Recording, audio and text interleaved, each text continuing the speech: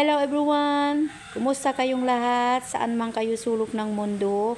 At gusto ko lang ipakita sa inyo yung nagawa kong bread for today. At yan ay order sa akin. Kasi gusto daw nilang kumain ng sliced bread. Kasi dito sa amin kasi ako lang ang gumagawa ng bread dito sa amin guys. Yung mga kakanin, ganyan. Kasi malayo kami sa kabihasnan guys, sa syudad. Kaya, kung gusto nilang kumain ng bread, mag-order sila sa akin. Kaya ako gumawa for today kasi order nga yan. Ayaw ko lang gumagawa ng stock na binibenta guys kasi hindi ako naglalagay ng preservative ng marami dyan sa bread. Kaya, pag 2 days or 3 days na masisira na yan pag walang bumili guys. Kasi wala akong nilalagay na preservative, hindi katulad sa binibili sa labas. Ayan guys, at I think success naman itong ginawa ko guys. Yan. Ang problema ko lang guys ay yung bread slicer ko ay maliit. Gusto ko sana yung malaki para diretso. Ayan, maganda lang naman guys. Success yung nagawa kong sliced bread for today.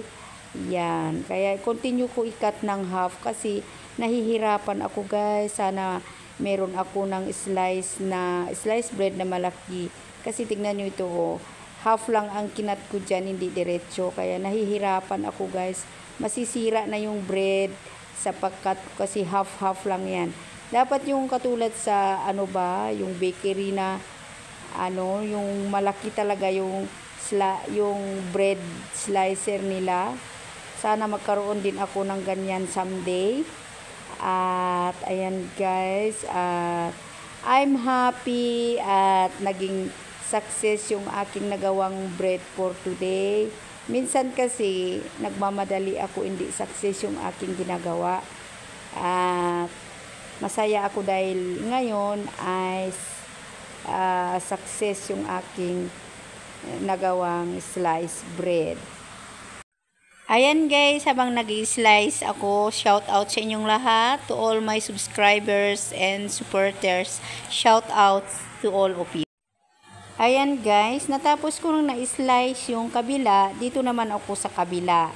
Kaya ako nahihirapan talaga kasi nasira na yung beauty ng aking bread dahil sa slicer na ito guys. Kaya talagang pag-isipan ko itong bumili ng yung mahaba na sliced bread.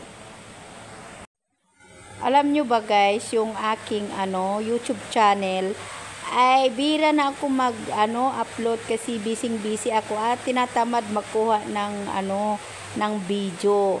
At nasasayang ako pag hindi ko continue guys, kaya minsan talagang inaano ko mag-upload kahit isa lang sa isang buwan o ganyan. At maraming salamat sa mga always na bumabalik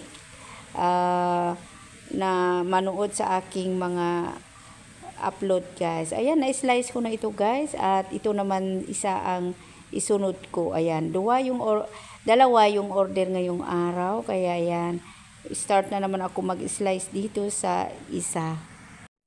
Habang nag-i-slice guys, to all my new comers to my YouTube channel, don't forget to subscribe, like, share, and leave a comments below. Ayan, tulungan nyo ako lumaki yung aking channel guys, at ako ay babalik din sa inyo. At mag-comments lang kayo at makikita ko kayo at babalikan. Ayan, tapos ko na guys, na-slice ito, at yan naman ay ilagay ko na sa plastic. Itong plastic na gardenia guys, hindi yan ang yung use yan siya, pero dahil wala naman akong plastic dito, yan ang gagamitin ko, kaya i-reuse ko yan ng plastic guys para sa aking bread. Pero hindi talaga yan ang niya. Baka sabihin nila ay ginagamit ko yan na pero hindi, yan lang ay empty at pinaglagyan ko lang siya guys. Yan, 'di ba? Parang na rin, parang nabibili na rin sa labas at natapos na itong isa at kukunin na ng aking customer. Waiting behind me guys. Kaya ayan, natapos na yan. At ito naman isa guys ay para sa bahay naman ito. Ayan.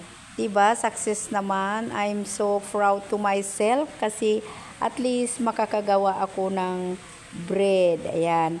Minsan, bale, 4 times ko na ito gumawa, guys. Nakikita nyo sa aking mga upload minsan. Meron akong ginawang 2 times na yata at success na talaga ngayon. Oh, ayan, di ba? Pag nakakagawa tayo ng mga ganito nakaka-proud sa sarili, di ba? Homemade yan siya, guys. At gusto ko siyang tikman. At ayan, parang gusto kasi maaga ngayon kaya gusto ko na talaga itong kainin. Ayan. Maglalagay ako ng ng mayonnaise at kakain tayo, guys.